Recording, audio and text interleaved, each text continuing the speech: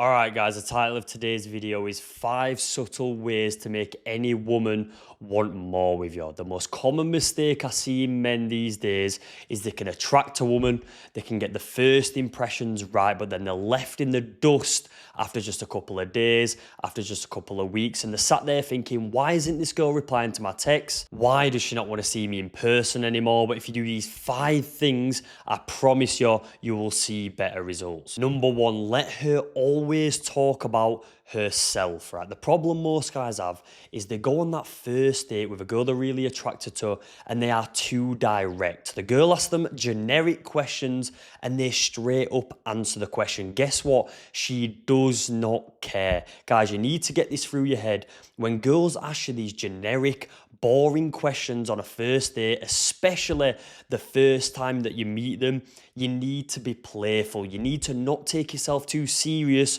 and stop answering the questions with the correct answer. Let's imagine you're on a first date at a coffee shop, right? And the girl you're with asks you some boring, generic question like, what do you do for work? Right? Your instinct would be to answer that, well, I'm an accountant, I work for a bank, oh, I work at this bar. This is boring, right? All she's going to be thinking on this first date is this guy is boring. Do you know what you do instead? You sit there and you say, well, I actually work here.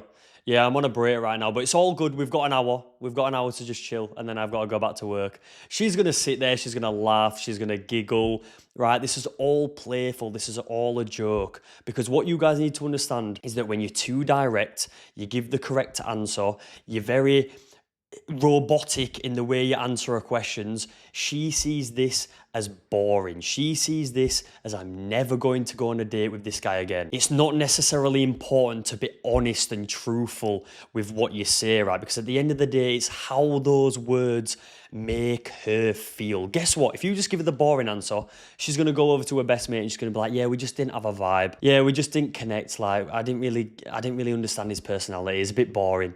Right, but if you give her that fun answer, because that's all she wants to have fun on the first date, guess what? She's going to go to her friends at home. She's going to say, yeah, we just had that vibe. I just felt good. I'm definitely going on a second date with that guy. When I go on a first date, guys, I'm going to be completely honest. I don't answer any of this girl's questions, right? Everything that comes out of her mouth as form of a question, I do not answer it. I find a way to spin it back on her, right? Let's imagine we're in a place and she goes, oh, I bet you've been here with all your other girlfriends, right? Guess what I say? I say, yeah, I've got a 3 o'clock appointment, so we need to hurry this shit up. Right, it's all just span around and thrown back at her, and that's how you guys should operate on a first date or any date for that matter. Number 2, be seen around other women, but not just any women, women who are enjoying your company. Guys, this part is key. They have got to be enjoying your company, whether they're laughing, whether they're giggling, right? And the girl you really want is sat in the corner just watching all of this. Number 2, be seen around other women, but not just any women, women who are enjoying your company. What does the guy usually do, right? The typical guy, he'll go to a bar, right? He'll go to a club and he'll meet one girl that he's really attracted to, right? One girl that is lusting over. And what does he do? He spends all night with that girl. He delegates all his attention to that one girl. Well, this is the worst thing you could possibly do, because what does she then think? This guy cannot attract any other girls. This guy has got no social proof, and that is what you're looking for. If you take your attentions elsewhere, all right, you speak to the girl that you really want, and then you go off and enjoy your night with your boys, and maybe you're speaking to a couple of girls around the other side of the room, because guess what? That girl that you really want at the other side of the room, she's watching every single bit of laughter from these other girls that you're speaking to.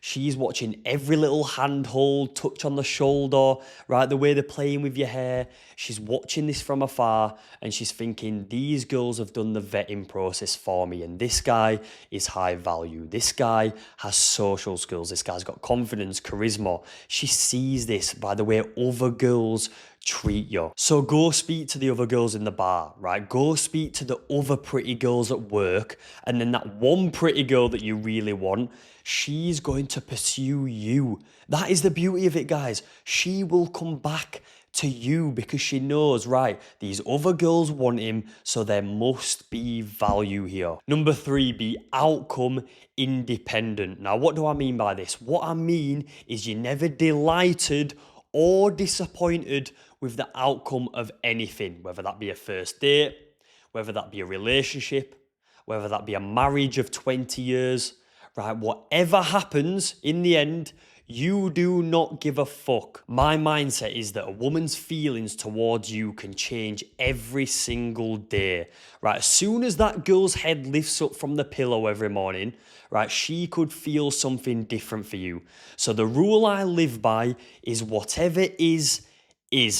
That means if you've been seeing a girl for a while, right, you've been texting a girl for a month or two, and she just ghosts you out of nowhere, whatever is. If I've been in a relationship for a year, 2 years, and this girl wakes up one morning, I'm drinking my morning coffee, and she says to me, listen, we need to talk. I don't think this is working anymore. Right, I'll sit back in my chair and go, it's been good while it lasted. Whatever is. I go to the extreme of if I've been married, right, for 5 years, right, and I walk into this girl cheating on me with my best friend, right, let's go to the extremes. Cheating on me in front of my own eyes with my best friend. I will sit back and I'll go, whatever is. It's been good while it lasted. Obviously, this relationship is over, right? But it is what it is. I picked this girl. I'm liable and I don't feel any sort of way about it, right? I'm really passionate about this, guys, because you need to be, to some degree, emotionally numb. Right, nothing can knock you off center. Nothing can get you that emotionally distraught. Right, you're never at a peak in emotion. Right, no matter what this girl does, no matter what life seems to throw at you with these relationships with these girls, right, because the feelings vary from day to day, you must stay the same. Right, you can be unhappy about the situation, fair enough, but overall, you are never distraught. You are never outcome independent to where you thought, oh, you were going to be with this girl for the rest of your life. The fact of the matter is, guys, is that I don't expect a fairy tale ending off any woman, right? Or off anyone for that matter. I know that to satisfy hypergamy, I need to never need her. And if that's what it takes, that's what it takes. And I'm happy with that. The whole goal of female nature is for her to make you care. And if you can remove that aspect out of your life and become outcome independent, so you never care, right? This is the key, never care. Then guess what, guys? You are not even going to want that fairy tale ending because you know it does not exist. And that's just a harsh truth. Number 4, you're never trying to escalate the relationship. That means, guys, if you're seeing a girl, you're never trying to advance things to being exclusive. You're never trying to advance things to making her your girlfriend, because that's the biggest problem that guys have. They meet a girl that they really like, and trust me, we've all been in that position where we meet one girl that we really, really like, and you think, oh, I'd love this girl to be my girlfriend. Right, and then you go ahead and say to her, listen, I want to take things to the next level. I want us to be exclusive. Right, or will you be my girlfriend? Or what are we?